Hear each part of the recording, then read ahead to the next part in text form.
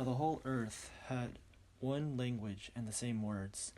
And as they migrated from the east, they came upon a plain in the land of Shinar, and settled there.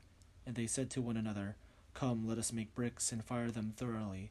And they had brick for a stone, and bitumen for mortar. Then they said, Come, let us build ourselves a city, and a tower with its top in the heavens, and let us make a name for ourselves. Otherwise we shall be scattered abroad upon the face of the whole earth. The Lord came down to see the city, and the tower which mortals had built.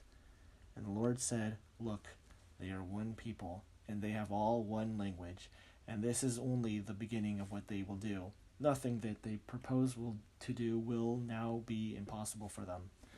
Come, let us go down and confuse their language there, so that they will not understand one another's speech. So the Lord scattered them abroad from there over the face of all the earth, and they left off building the city. Therefore it was called Babel, because there the Lord confused the language of all the earth, and from there the Lord scattered them abroad over the face of all the earth. There are the descendants of Shem. When Shem was 100 years old, he became the father of a Parshad 2 years after the flood. And Shem lived after the birth of Arpachshad 500 years, and had other sons and daughters. When Arpachshad had lived 35 years, he became the father of Shelah. And Arpachshad lived after the birth of Shelah 403 years, and had other sons and daughters. When Shelah had lived 30 years, he became the father of Eber. And Shelah lived after the birth of Eber 403 years, and had other sons and daughters. When Eber had lived 34 years, he became the father of Peleg. And Eber lived after the birth of Peleg 430 years, and had other sons and daughters.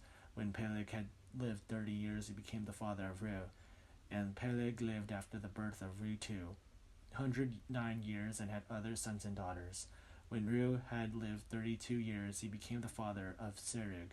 And Reu lived after the birth of Serug 207 years, and had other sons and daughters. When Serug had lived 30 years, he became the father of Nahor. And Serug lived after the birth of Nahor 200 years, and had other sons and daughters. When Nahor had lived 29 years, he became the father of Terah. And Nahor lived after the birth of Terah 119 years, and had other sons and daughters.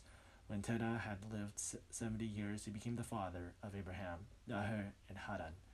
Now these are the descendants of Terah. Terah was the father of Abram, Nahor, and Haran was the father of Lot. Haran died before his father Terah in the land of his birth, in Ur of the Chaldeans. Abram and Nahor took wives. The name of Abram's wife was Sarai, and the name of Nahor's wife was Milcah. She was the daughter of Haran, the father of Milcah and Iscah. Now Sarai was the barren; she had no child. Terah took his son Abram and his grandson Lot, son of Haran, and his daughter-in-law Sarai, his son Abram's wife, and they went out together from Ur of the Chaldeans to go into the land of Canaan. But when they came to Haran, they settled there. The days of Terah were 205 years, and Terah died in Haran.